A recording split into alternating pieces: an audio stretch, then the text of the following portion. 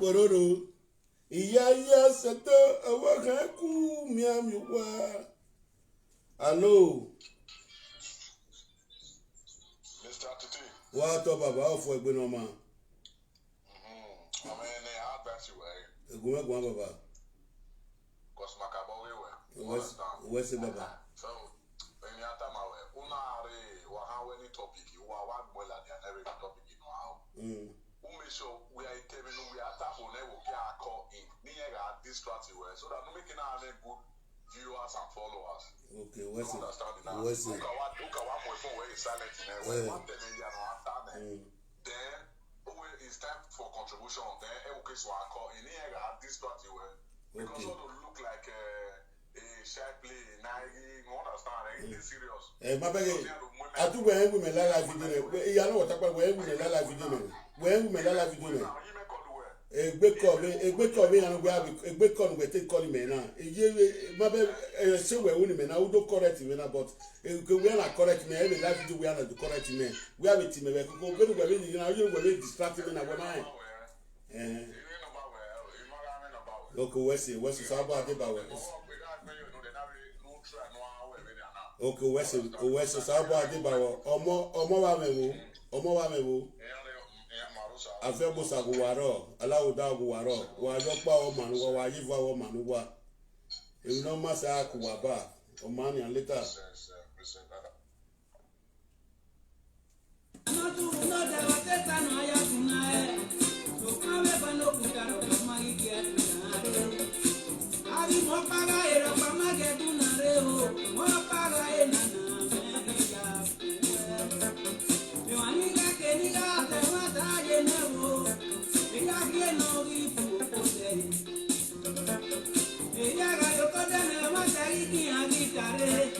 que no tenía de mataría y su gatine cargo. Logato no tuvo notar. Que mamá ni lo ahora mamá seña. Que mamá ni lo ahora mamá se. Abu paso nadie que ya abu no maga. Que ya nadie que ya abu no maga que la tía. Cuando que no mueve uno po. Cuando juega bien mala gana y position. Eso no lo estaba bien y allá puedo.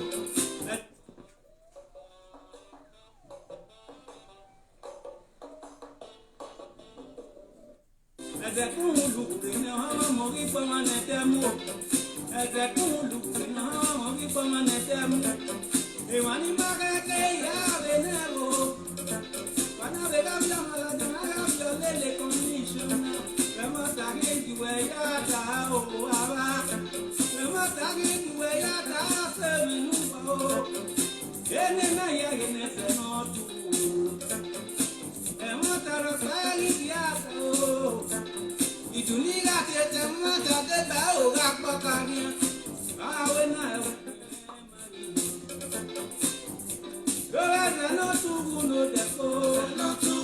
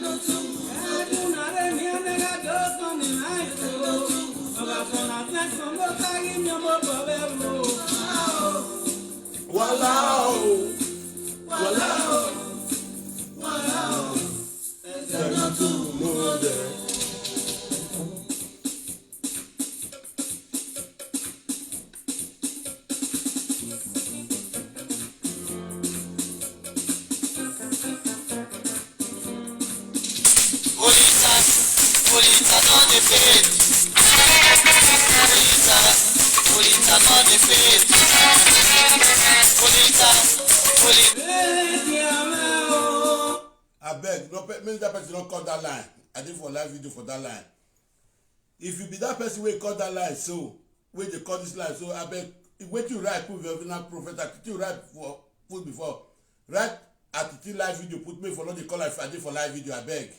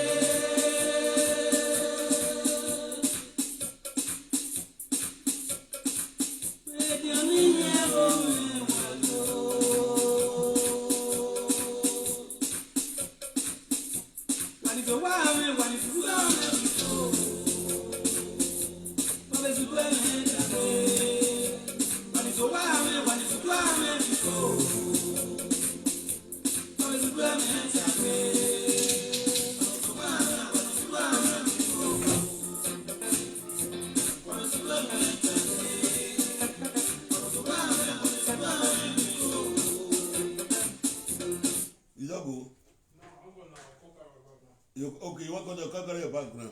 Give me my wallet, let me buy something. Come. I bet one I don't know. Give me my wallet, that one, let me buy something. Come.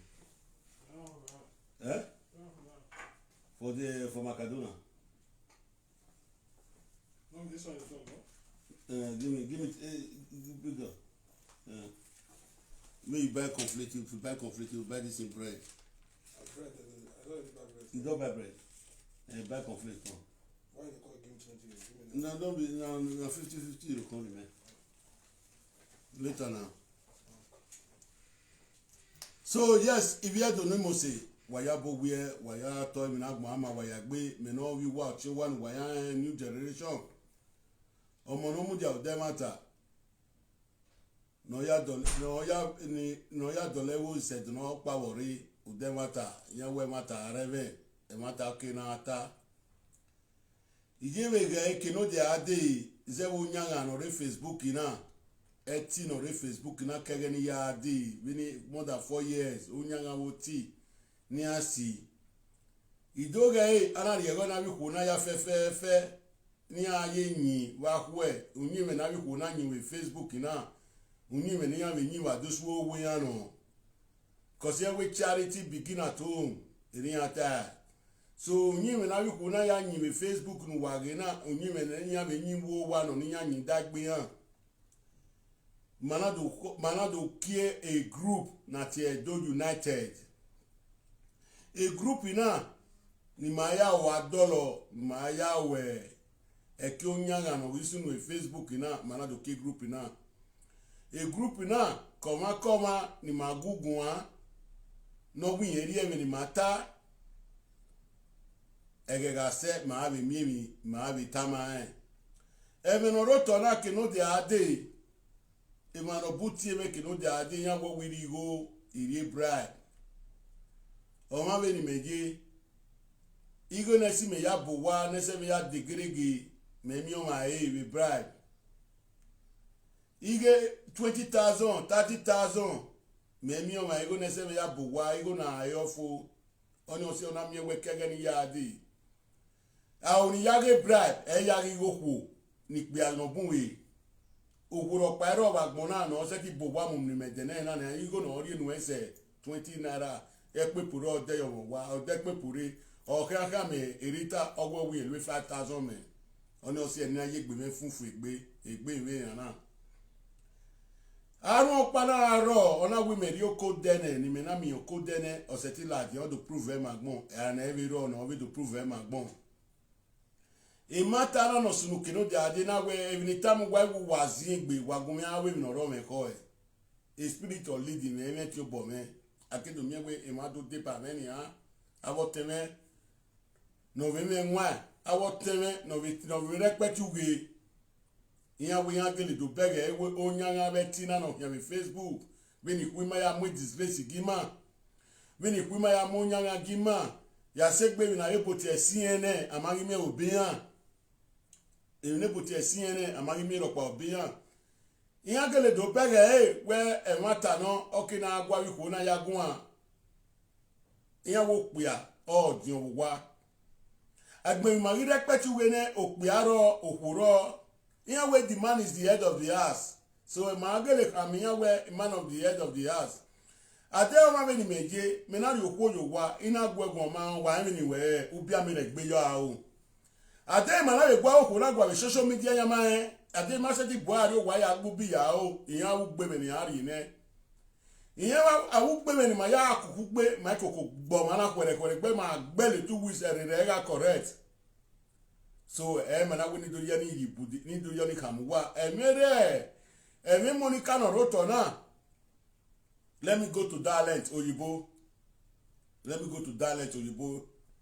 so una all good morning, una welcome. This Monica problem when e dey for ground una know right from time we don't know say they be lesbian, we don't know right from time, no be today we know. No be that one be the matter wey dey for ground.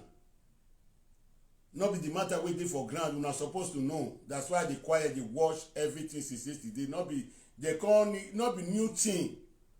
Not be new thing where they say that they need care for each other, that they see each other to do. Wetin we need, wetin we dey tell Monica.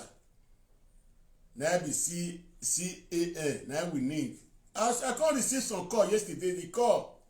When I do my last video for money, I can't receive some call.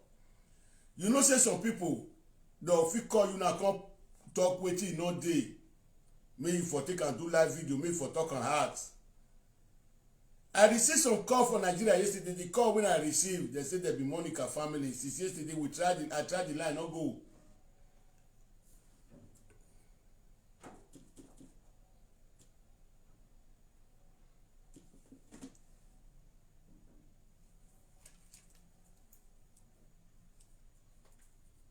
I better not wait to.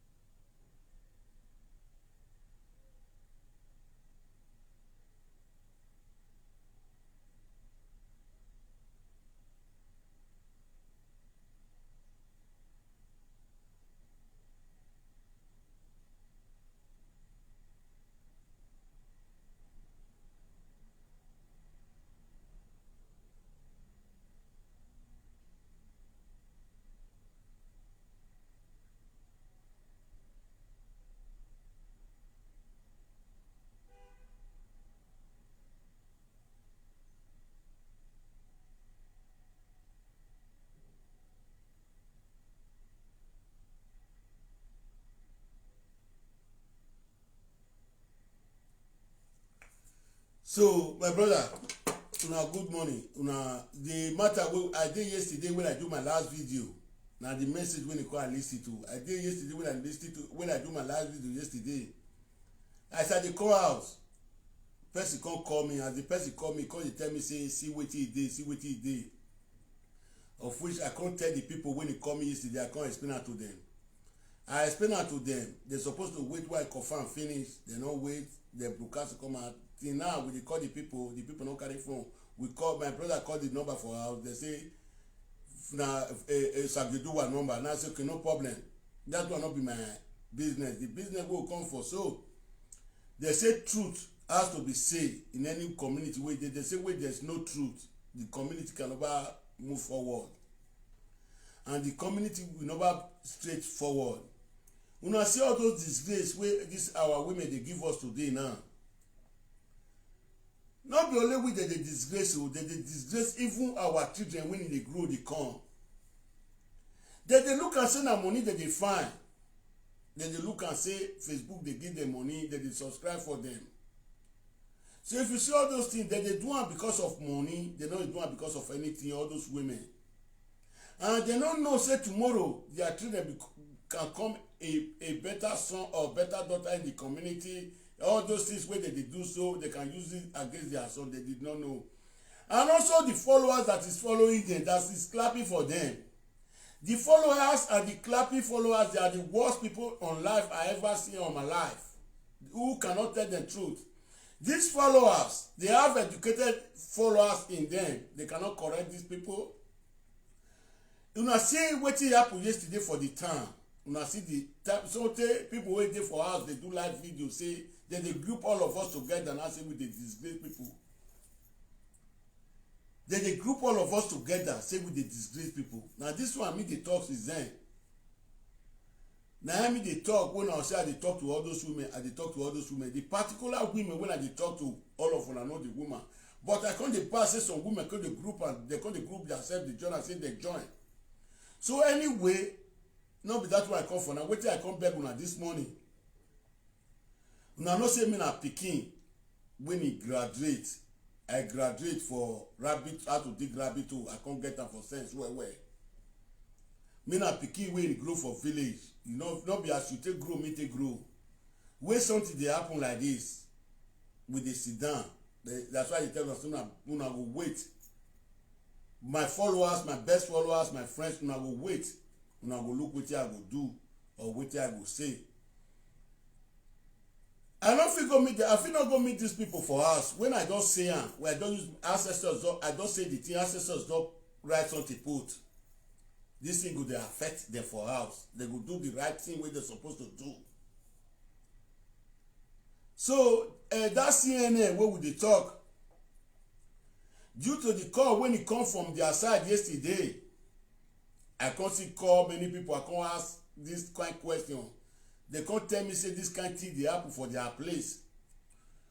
But if they happen for their place, if woman want to do that kind of thing, it's supposed to go far, not be Benin man you can't do it with. As you do it with this Benin man, so time they come where they picking. When I dey go for street yesterday, I show something to people. When I show something to Oyibo people that I show to not be Nigeria, I say, this one are my brother. This one I pikin. This one, who this one be? Now I come tell I say, this will be my brother, so now pikin be this. The man, Oyibo man, how to tell Oyibo man when I ask, they say, one shut up. They come show me say the last one. Now be your father. If this kind of thing dey when they happen, today we can't go, they bring disgrace for front. You can't take and disgrace the pikin. I don't want to mention name. I'm just trying to enlighten people because the time when I keep preach, if we reach before we start to do waiting with our mind, we are doing something on the ground now. If this kind of thing say it really they happen, not be today the thing starts. It don't pass 10 years, don't pass 15 years where this thing starts. If this thing they happen, you're not supposed to do it with Benin man where you come bring this kind of calamity today or tomorrow. When the calamity you come dey for ground, you come be say 2 person, time go come, 2 person they drag pikin. Because that pikin and a pikin will go do well for life. The man when he get the pikin or the man when he say he get the pikin, You know, fit there alive, wait till I reach the pikin, they do well, not talk, say, that's so it go be. So if una dey do something, una dey look something they do. I know say any man wey body no dey work again, any man wey body no dey work again, he get any woman get right to comot go meet man. He get right to go meet any man wey wan meet. But if you wan do one, you suppose to do one with other tribe. Not be Benin man. And Benin man we can't do one with. Na Benin man wey you don hold for hand. Today now, yes, say the Benin man go see the side view because you don't hold on. Everything wanna do together. If you say me come talk or come out, the man go go to square one. Now I make the man not the fit talk to you. You go cause the man wife for house. You with the man wife, una get wetin una dey do together. We no let una talk come out. Of which I don detect and go reach there. I don detect am since 3 days ago. I don detect and go reach there.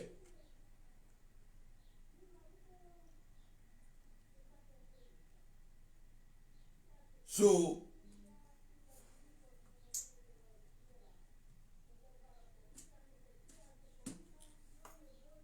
hello, waki come, me waki come, ide waki come, ide me real life video. So if all those things when I try to tell you now, I not come for them this morning. I can't talk to our sisters wey dey for married house.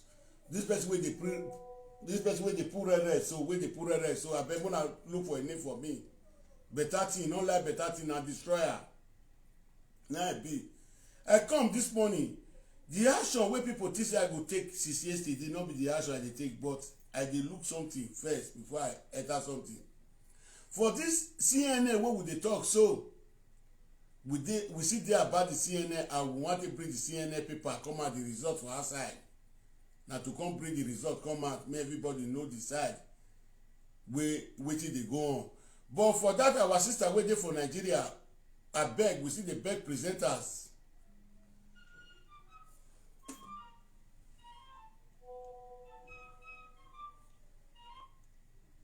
Hello, sister. Good afternoon, bro. Good afternoon, madam. Brother Titi. Ma. God bless you. I Let's hear. pick my dog. Thank you. I hear.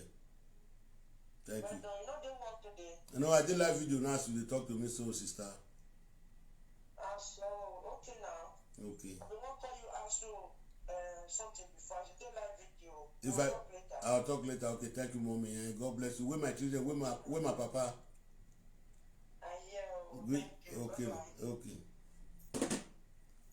So, what are they trying to tell our sisters? You know, not see all those things when they do so. When they do, when they clap hand. You know, clap hand for person make it fire. And when people go they correct them. Una go dey quarrel say this PC wetin this person dey do. Una see the disgrace una dey bring so.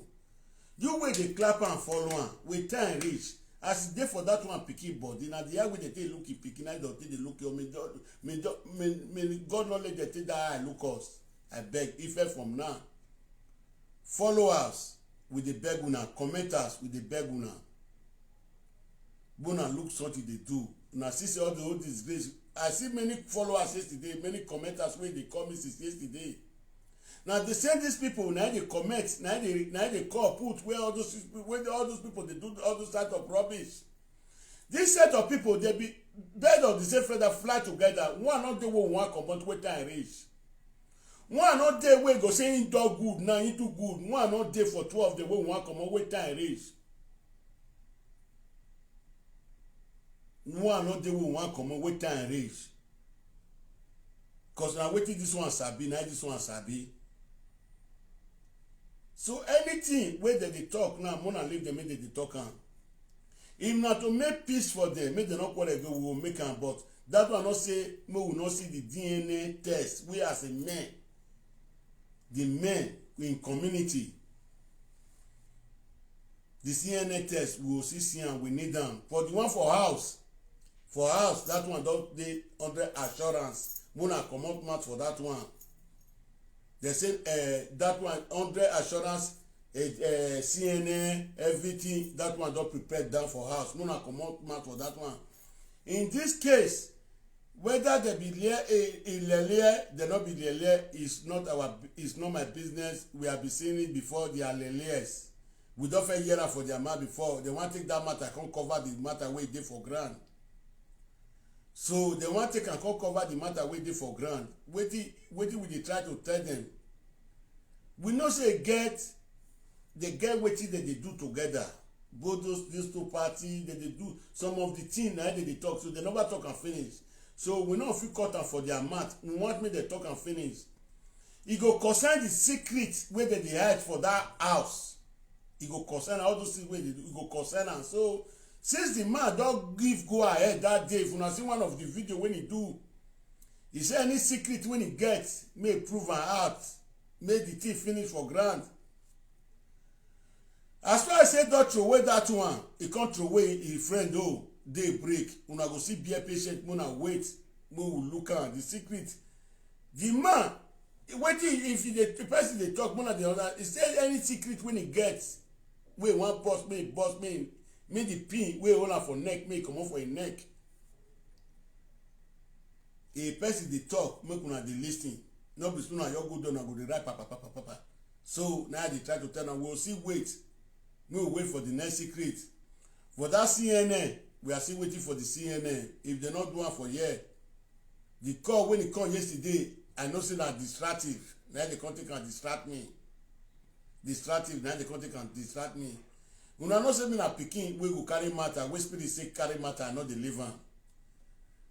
Una remember some time ago, this same woman, e don disgrace many people like this occasion. They'll go do CNN test, they'll bring and come show to the world. Why e be say na im own, we not come see CNN? We must know the CNN. If na better woman, una dey see am since wey we dey talk this matter since then. E follow us na better people. E follow us na better people. Wey dey clap am for am. They supposed to tell am say CNN, go and bring CNN. It's very short, it's no more than 700 euro. If you don't have the money, people will donate it and free this boy. Not be your own. People say you are satisfying yourself. You are not satisfying the son. You are creating. You create problem for the son for front. You just say they train pikin. You just say they teach pikin better thing. But waiting, I don't want to talk now. But we are still waiting. We are still working on it. So wait, I can't try to tell the presenters as we talk and they go since yesterday. Now I still can't tell you now say Mona comot mouth for that one wey dey for house. Wetin the woman need very soon go reach im hand. Wetin the man need very soon go reach im hand. If you don't reach im hand, now wetin the woman ask for, wey say make the man do for am, the man still give am im own wetin he need. If they do one together, that one Mona comot am for mind. But this DNA for that one wey dey for London, CNN, na wetin we go know, na wetin we go sure for. For that lesbian wey they do, not be today, they cover us is there. We don't know right from time. Say they dey for the work, they dey to the game. We don't know. Now wetin make they confess finish, and then they confess so go concern that one wey we dey talk. Una can't know wetin e dey. And if the woman confess and finish, I believe say no last 3 months or 4 months or 1 year, e go finish for ground. So the man don get and go ahead. Say make anything wey get wey wan say make talk am. That's why you see am yesterday they come throw away some for inside. If they not throw away today, maybe tomorrow or next tomorrow they'll throw away the rest finish. Make the air outside, make the weather clear. So I can't tell you now. But any presenter I dey tell you now, any presenter when they get problem for Facebook, we at Edo United, we get right to come and tell you say this quarrel don't do from today's world. We get right to come and tell you say this quarrel we don't need them. Because the shame of disgrace una they give us for house. The high way they take look us for house. Now waiting they pay me for mine since then.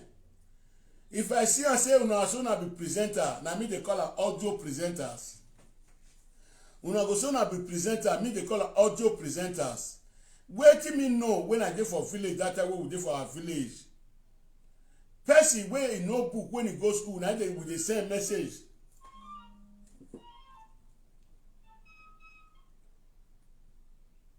Hello.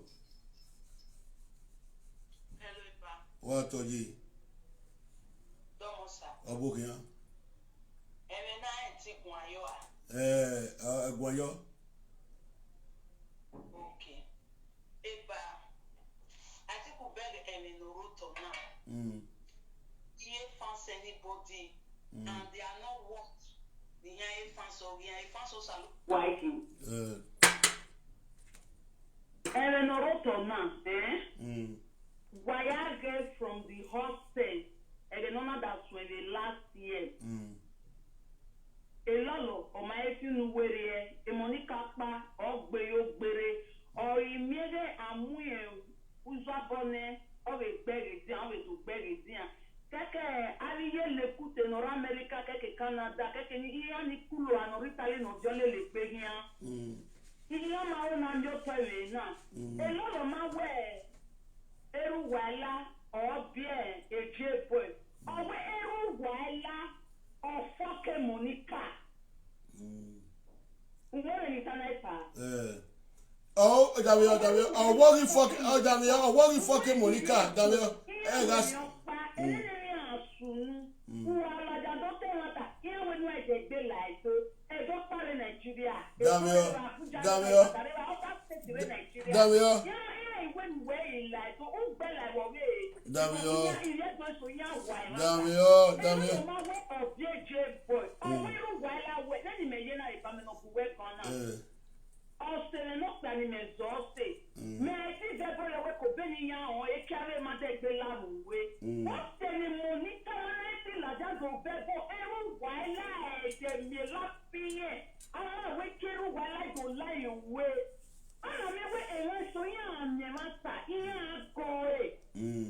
Damio, Amagoi.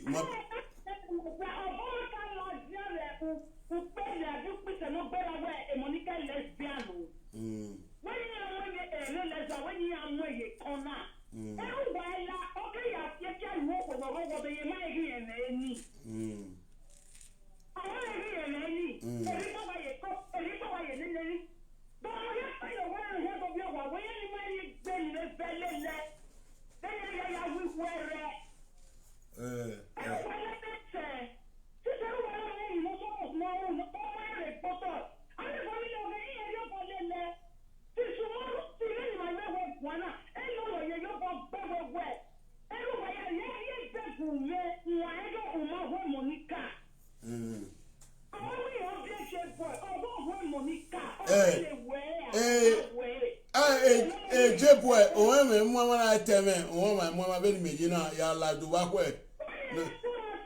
No, set it to me, Pavema Davio. Davio.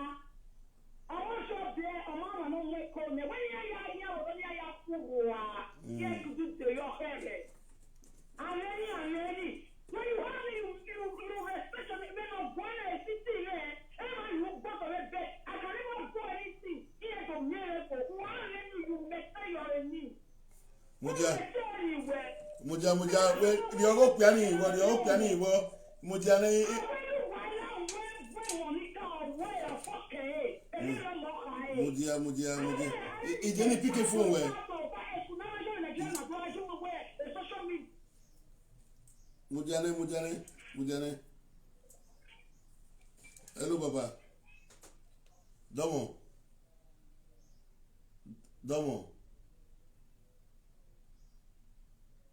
Et moi, il est private, né?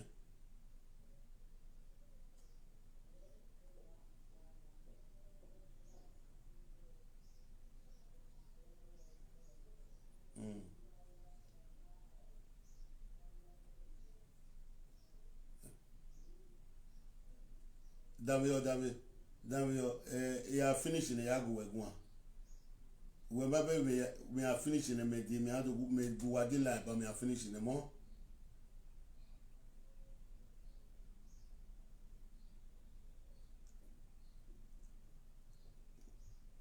Damio, I'm having a way, eh?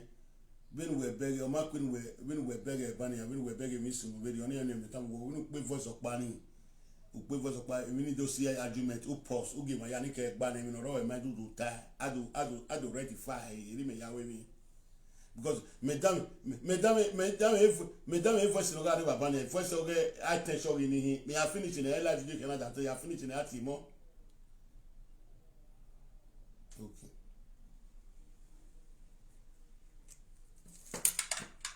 So, it's Sister Fiane, ban. So, what would they try to talk?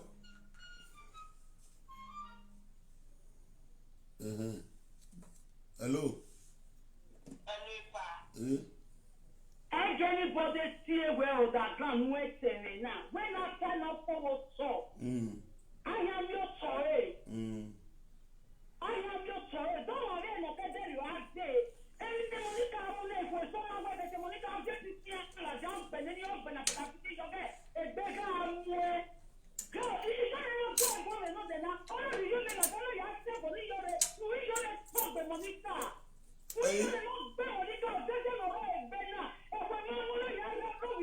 Ìjẹ́ni wọ́n mi kan yóò rẹ̀ bẹ̀rẹ̀ wọ́n mi kan wọ́n mo di àná fẹ́kọ̀gùn mẹ́gùn ẹ̀yì tiẹ̀ bọ̀ mọ́ àmọ́ tiẹ̀ bọ̀ mọ́ bẹ́ẹ̀ náà wọ́n mi kan yóò rẹ̀ níyàbí àgọ́rọ̀ wì gbé à.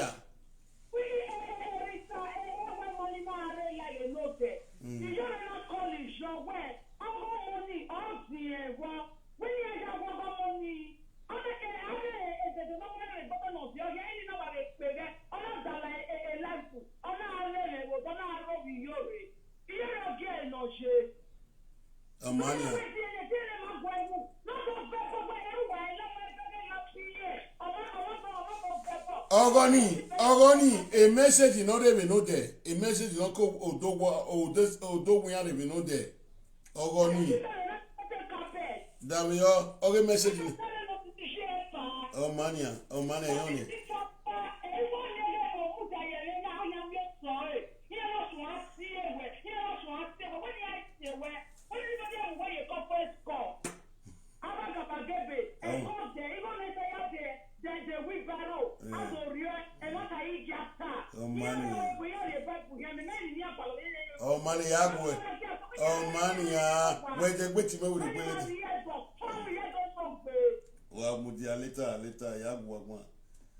So my people, una good morning. God will bless una part of the world as I did. Wetin make me come out this morning na because of the call when I received. They say they don't settle me, they don't bribe me, I don't chop bribe. Wetin me I supposed to talk, I not talk am again. Person like me, I did tell una say right from time, not be as film take start. Not be as film take start, not be so film take the end. If I dey do something, muna dey look. Me na person wey dey not dey fit dey take money cover a mouth. If money no reach to beat us here, no reach to beat too flat, me no dey collect am for person. And maybe that. Person like me, no be put money I dey find when I no dey see. God dey bless me. 2 days when I no go work, if I go, I'll not less than 150. God dey bless me in any way. God dey bless me in anything when I dey do for our country. Person dey push wheelbarrow, person dey push truck.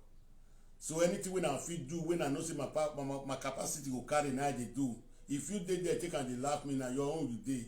I dey on my own.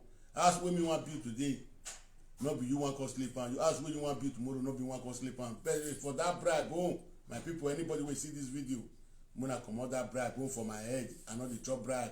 Any group when I see day, people when they follow me, they go. Any group when I day, if they do one before, as far as me don't day there, You know see. Why you not come? You use your money buy am. I said the money. You know you like when they use my money again my pikin. If I don't marry a woman, I go to spend my money for them. Since you don't bring one, they use my go to spend your money, join my own, I go to spend it for the woman. Hello. Hello, ye. Who call me? What's up? A phone name, man. A phone name. Rock no ma be direct it. What's up? And I call him, man. So as I talk and they go just now, I beg for that one. Muna not talk with you and not do. Muna not talk and follow me. Say the doctor said to me, Muna not they talk and follow me. If you not see me for eye alone, no say I not be that kind of picking. This matter we are seeing on it. We will never rest in this matter. As far as say Benin man like me, now this thing they happen to. If I reach house, now one bullet, now they say they keep person, they don't use 5 bullets keep person. But I go make sure say I fight for that pikin, make they see the end for DNA. Oh, CNN. I'll make sure say I do. If now 1 year I think we cry every day. I'll make sure say the CNN come out with time reach. But for now we are working. If they not agree for the waiting with the tell them, if they agree with the come media come broadcast to the world will see year round waiting we do for back. But every day more they put up for live video. This one big, this one big, this one big, this one big. They take and disgrace our papa for house, our people, our family, our mama. They take and disgrace them. Hello. Hello. Mama, why put your phone? Good afternoon, sir. Why put your phone?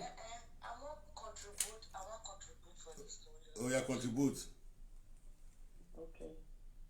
Now good afternoon, everybody. I greet the house. This thing really happen so between Monica and other person. I beg. No be quarrel they will take talk this matter. No be body pepper person they will take talk for this matter. So that other people will get sense. They not go fall into victim for this Monica of a thing where Monica do so. He good say he don't offend, he bad say don't offend a lot of people. He don't destroy a lot of marriages. Yes, but this one with dey ground now. Make una know how now we take talk put. And make we dey careful. Make we not go dey drink Panadol for another man headache. No be as body take pepper person. They take the scratch am. You understand? So any of us wey dey call, na encouragement na we need. We need to learn from this lesson wey just dey happen to Monica. So Monica have problem, but no be vaccination quarrel they will take solve Monica problem. Monica no wan agree say she get problem. Monica need deliverance. She need big deliverance. Even the husband wey she marry, he need deliverance. If Mark can sit down, make him wife they do those kinds of ways they do, that means the man is sick. If anybody of the family know they see what they happen, I be say the family accept name Monica they do what she they do. If Monica na lesbian, not be lesbian, everybody they talk, who they vex. I beg, not be vex. I not be Monica first. Monica don't know me, I don't know her. Some people will know my voice. Monica don't know me, I don't know her. Now prayer that lady need, I make she change for her evil way. As they say now, evil way thing she they do. She need prayer, she need advice, and she need to sit down and talk this thing over so that this thing will come out for social media. Monica this 1 year, Monica this 2 years. Not be only Monica dey for Facebook. Not be only Monica and Lolo dey for Facebook. I beg, make na use sense take talk for this matter. If Monica say born pikin, the pikin, everybody they talk say the pikin resemble so person. Now sense that they kick rat with dey inside calabash. Maybe if you not break calabash. If everybody they best like this, they shout, they use annoyance say they talk. You self when they talk, you don't know how your body be. You feel go carry BP. You feel go they drink Panadol. And Monica no go drink Panadol. Now she they do the thing self. She no go drink Panadol. She go just they do the thing they go like nothing they happen. So now sense, and I want make responsible men and women not be by cursing the man. Now know whether now still the same thing will happen to the time of Obo. Now it still happen to this Papa Wala when they call. Now never can tell. So now need to sit down, think about this thing where handle am well, make everything settle, make this Monica problem of a thing finish for Facebook. Mama, and make Monica carry on by enter house and behave like a house. Wait, don't cut am, no cut am. All this, you know, see one word where you talk just now, say whether waiting temptation when he with the tent of bone, I happy to this man. Thank you very much. You be picking way get wisdom. God will bless you. All those things. That's why we dey work on it for his house. So before we come in to the outside, say now so we can't do, now so the thing can't be. All those young we would shout. This one go on in live video go shout. The other one go on in live video go shout. The other one go on in live video go shout. We dey take at the all those things. With this in our way they look am. As part of Brazil, Afghanistan, Egypt, all of them they look am. And with the talk am, not be broken English. Now English we take the talk am. So Nigerians now, and mostly at those states, the name we don't give ourselves, no be good name. So that's why we come. Disgraceful. That's why we come see this matter now. We want to do one for his house. We will do one for his house. And then the announcement will come give out to the air. Now so we do. Now so this thing come be you. Now so we want to do them now. Every day we call they come out. They come they shout. Every day call they quarrel. Any person, any presenter will get quarrel. Now we'll go meet, go talk to. You know here. When you go fulfill beat 5 people or 6 people, we go see at that time. Since na saga in the fight, we come gain a saga take tire am. Na no me now as I do my own. So we want make sure say all those women, we want keep them calm. We want repair the community for Europe. May they fine because the kind call when they come, people when they call, you know the good. This Monica, I don't think when they complain of am. People not gree join me. People not support me. People they clap am, follow am. And I say, okay, the time don't reach now where people don't know say this thing is getting worse. So since we don't draw one rope, we will be men. They say na men, I be the father of the house. We don't ready to draw one rope to guide our pikin, to guide our women. Una go be patient, una go look anything we want to do. I know say the way body to the pepper some for inside. Say real na so, not be so. Yeah, people are angry. Olita not the faith. Olita not the faith. Olita not the faith. Make I drop now, make them for calling. Okay, Mama. If you see call again, you call again. Eh? God bless you. Bye-bye. Okay. Yeah.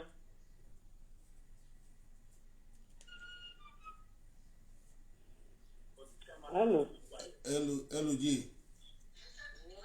Call. Oh, you see, in real life video, G. Okay, later. So, I beg. Now I will call the beg una this morning. If you be presenter when he did there.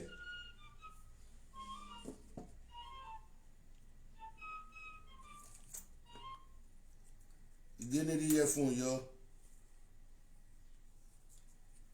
I bet when I wait to when I no verse.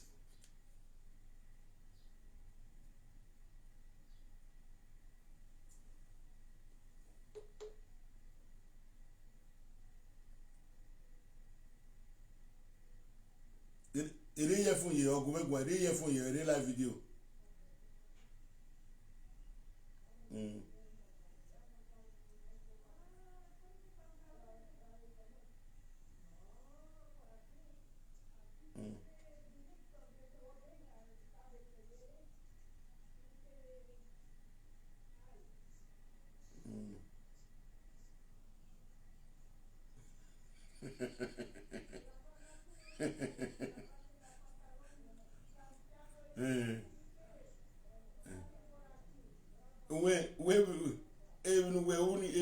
When my life said to me, I wear it, I will buy it.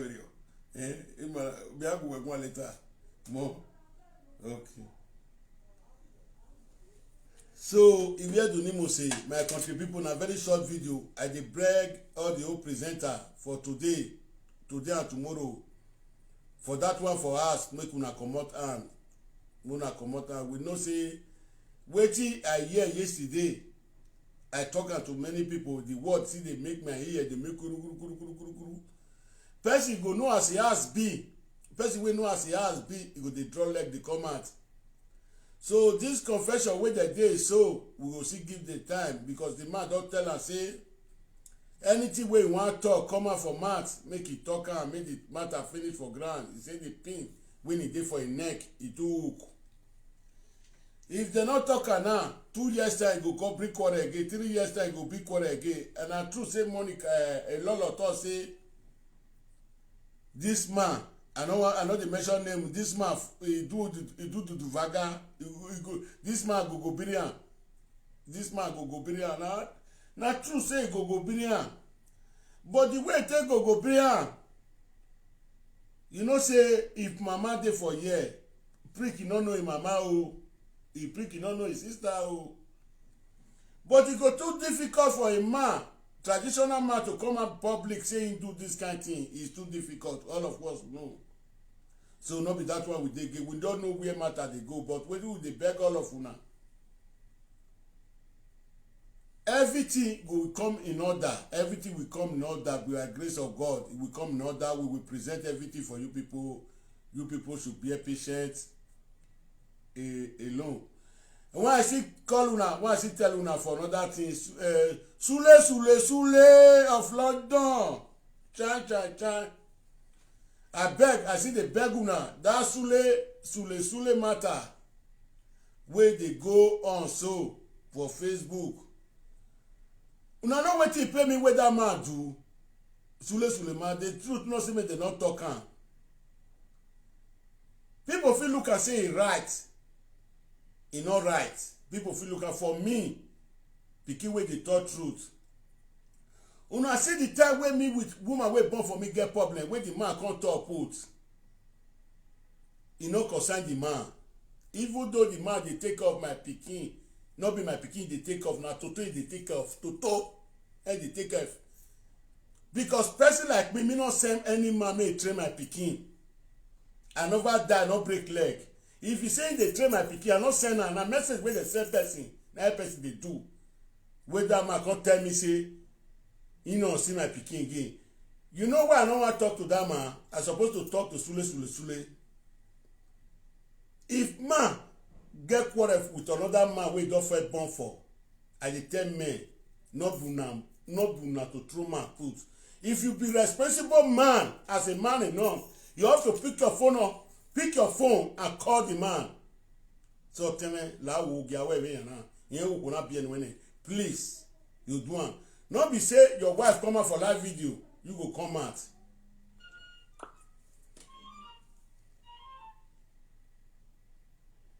Hello. What are you? Padamo. What? What? Yeah, I think going on Rotana. Ati ebo mama emu egbe na ati ebo wagun ayo. Wa me be ti ebo e ma tan ore ma o kete na sa e o mi fe ti ebo na. E pa. O we be na Rotana nya agbo ya e ma tan na ikele e ma ta keje o le se o ha mu e abe present story ya ya se ma ta ye. Awo. Eto amuyan David Oye eto amuyan. We are working on hands. Pa we mu dia na ma e work by working on hands because on my working ya o ke ne mo sa la dia bo o ke na ta wo wa. David o ma no nya me ye ma ko na te wo wa. Working on hands e ne eru wa ona ya ye e ba se o ge fe. Ye ma e wi ya ta ka wo wa. Ye ma ai pa Damio. Eru wa la ma ewe ti egbete woni sa. E Monica ma ewe ti egbete woni ka no kana ko iya we o ma ewe no ji. O ko ri egbe nde. Even na to last year. O so na ma ewe my sister even na ko ta wo we aso wo ni be so gume. So gi me. E Monica ma ku ona ayo mo tu mo fi ana wiere. Ni te ko ma wa. We ni te ko ma wa. Ma be osina ti osina we lesbian ne. Epa mu diane forget that side. Agboya ma we. Papa forget that side. Forget matter. O ma go emi ate explain ma we. You want me be Monica ya elo ya fede we mi ni a. E Monica e che o elo ma hu. E ba forget matter. Monica dey find weird. So big problem come. Now today it's like we Monica we ma be o. We are what is that baba no ki. Damio. Iana ya fe. Damio iana ya fe.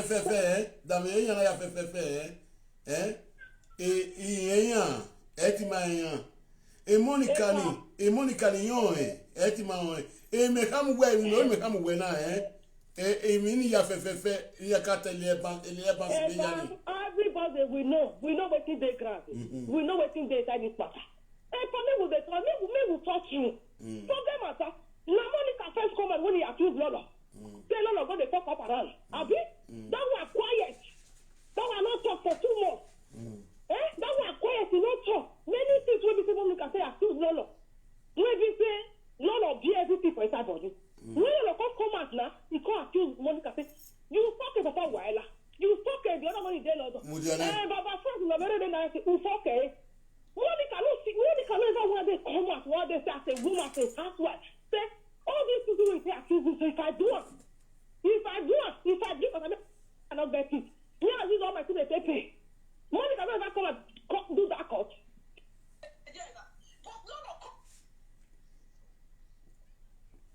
Mujane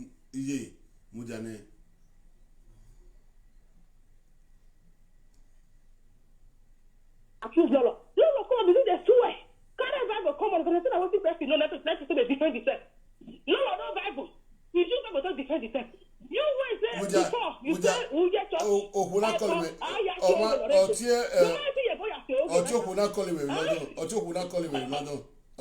me London pick and they call me with the baba mo Epa ma mujani kama wewe elo ni te eminoro so you are my enemy kama wa we eminoro so epa ma ni o da fe Monica egbe iru na ti many years ihu mo ya yo pa o me have Monica bie ahun don le nle do me bi opa le ma ni yan for ruwe family of Monica family of egbe ma ni ya emi no kunu gbegbe iya fe Monica yo ewe ugbe egbe ya ni yuna we ya bu de koru gbedo abie omania uja ni me ka bu we me ni me ka emi no kunu we to esa reto ma me ka bu o kunu we to esa we ni bi ya egbe baba na hu na ona de sala dia ya ha me woke oma iya do we ni we ko we ayo ezu ya re emi no kunu we Monica anything kere Monica na ewe iye fun mi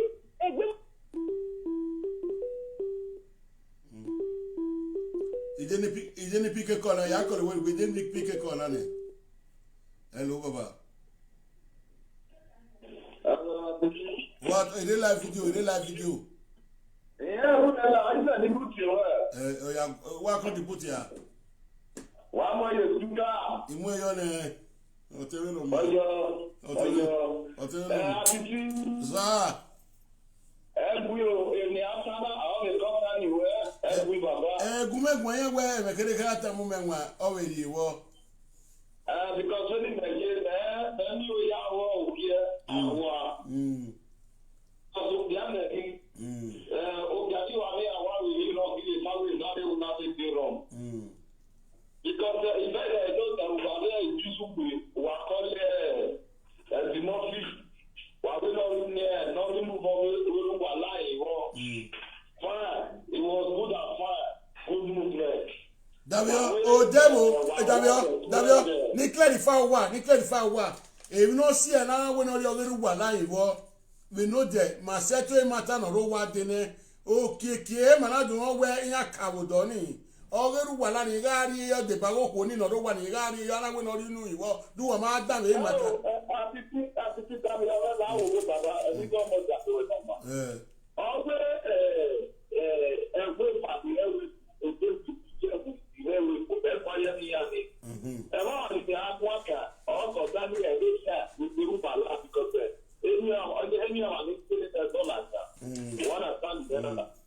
because anywhere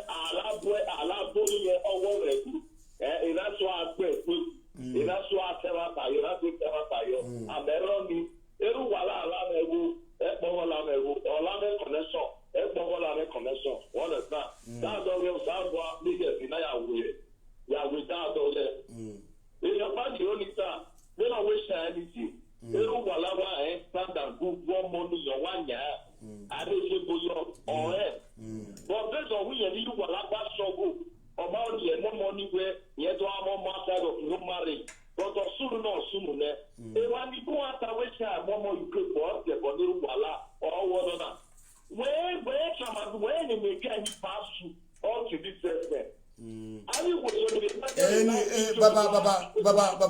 baba ni te ko ma we mo jari te ko ma we ni te ko ma we e mata ni ana de gbe da ma so no post we e mata na ma so post we no represent apa ya collective wo iga only present apa ya collective wo e mata na eso ni ya de ma represent ani the social media iwa de ja o se ma da ipa mata na ya no watakpa o again na kon ba a family man ina kon ba dede pe ya we media we family man giri we ya giri ida do o se ese do pa mi ya giri me mai mo la ke live the first thing ya re na ti mo la ke live video iya e mana ka mani ya but if you not call him dede pe de na egbe wo ko na mo mata na la je social media o mo la ja e mana la we ni so aya atane Afiti wele ni meta we ma da so de ni meta na awela la we na da so we la we ne e ya se di mata ne find out who only the boy we na se di mata ne ru wala me ke la ba wo ye o no go le no ya mo ye o te ke ro ko ye fine then the man of je we Malikbia in every Malay in Nigeria then my young year one and thirty I mean no it they don't remember period who we or when my do or more the wepo I get in Nigeria in talk in one and thirty so now you will so we don't blame cha they wanna blame now yaro wado Yama kwada fi yama police mo da fi ane yama kwada fi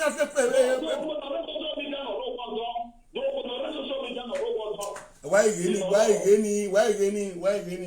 gini they no be blame wona we my group ni ya ti outside group ni e ti outside na ni to na ye oni ye mata na de mata no to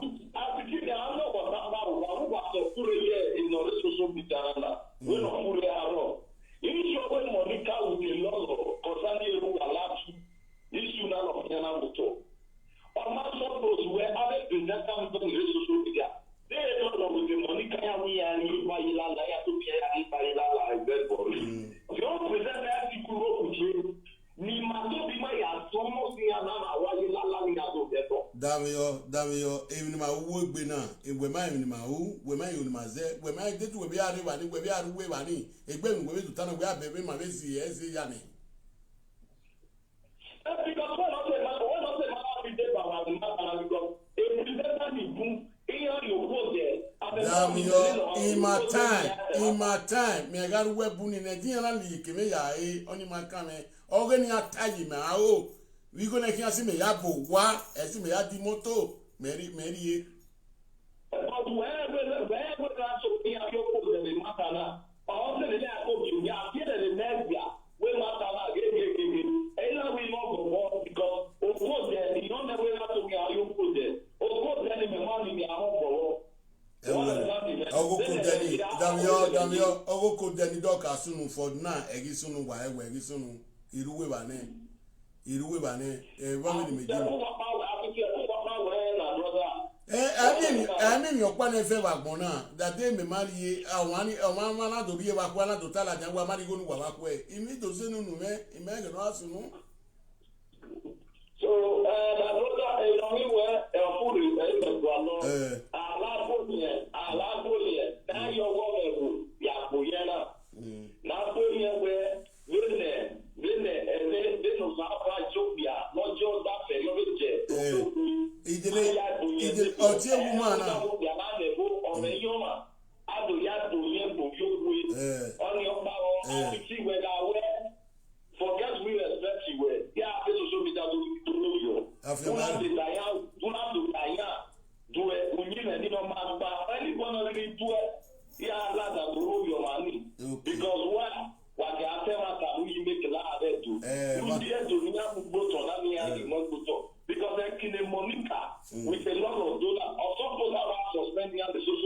where's he egbe oh was it wagu e regime no la jana wagu e regime na no nya omi so mama brother o ato we ni ita ba we ma mi ta le mo ita se we no de do ge la we wa la le la ya wa de no ru mo yo ta ita de mo he said he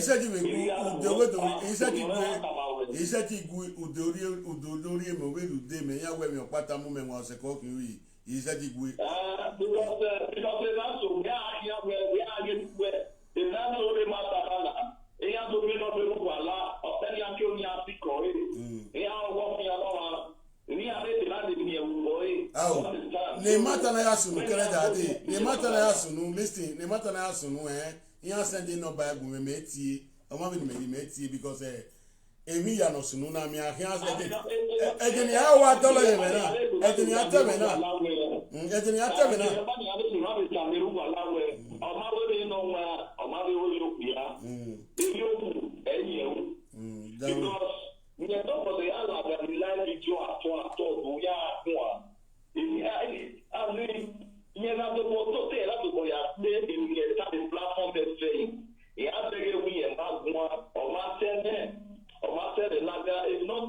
It didn't pick a corner, Baba. It didn't pick a corner. It doesn't make sense. It didn't pick a corner. Baba didn't pick a corner, it didn't pick a corner. Let me pick on me, when I will. Let me pick on me. Let me pick on Baba, let me pick on Baba, let me pick on my way or 10 minutes ban and then we pick on my way, Baba. Lao, where we lao. Okay. No for that,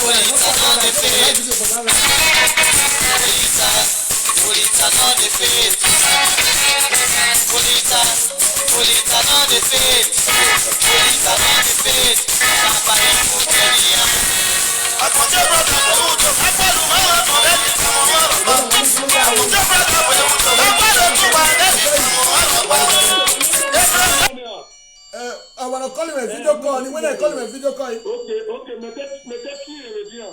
Oh, irela Yeah. Wabokia. Just word of justice, Edimofi, Enogie, Efei, Ugo, Wayabokia, Wayato.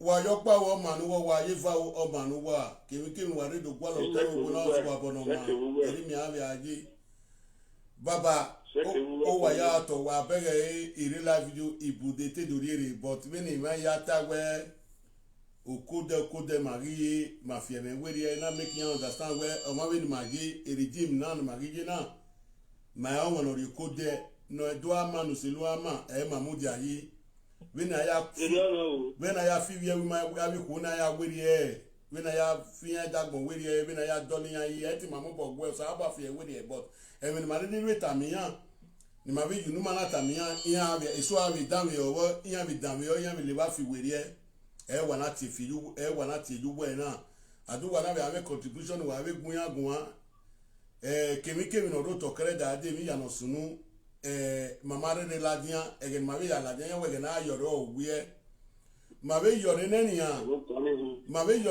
koma no gi me so social media ni my own ma ya wa dolo no ma kue ma ya na verwe off we here edimo fit to boy edimo fit na na o wa fi e we there pastor I take a pastor ne wala do je a problem na wala do ya fi edimo fit we there edimo fit mudia ni awuyan be mudia ni awuyan be ma ya kuku gbe mbasiri okpa onyanga disgrace nana ngwari ni ekwima yan gidi ego tornado mi no gba ade mi na me opportunity ni ya gwaro okpa gun o mana ma opportunity ma ya gwaro okpa gun na wuyen me brother killer yen me sister killer egega se aga mi brother killer o ejo ni me na we nwa me yetun me yetun e ba ni we na we nwa yan we ken we na obele me na obele eriono wa domo ni wa bokia wa gumagwa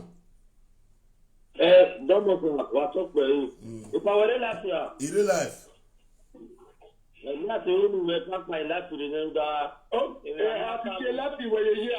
Okay, jẹ́ ní ilé life rẹ̀ ní anamí kọ́sẹ̀ ọ̀sọ́ bọ̀ ní àbí. Okay, jẹ́ nípa life rẹ̀ jẹ́ ní fíà. My people, my brother, wàhálà wà á gbé èmátà ní màjèké. Èmátà ní màjèké náà jẹ́ adé èbá màá dẹ́ gbé conclude ẹ̀ màá dẹ́ gbé lájà wọ́n sẹ́pẹ̀ wà kí wọ́n sẹ́pẹ̀.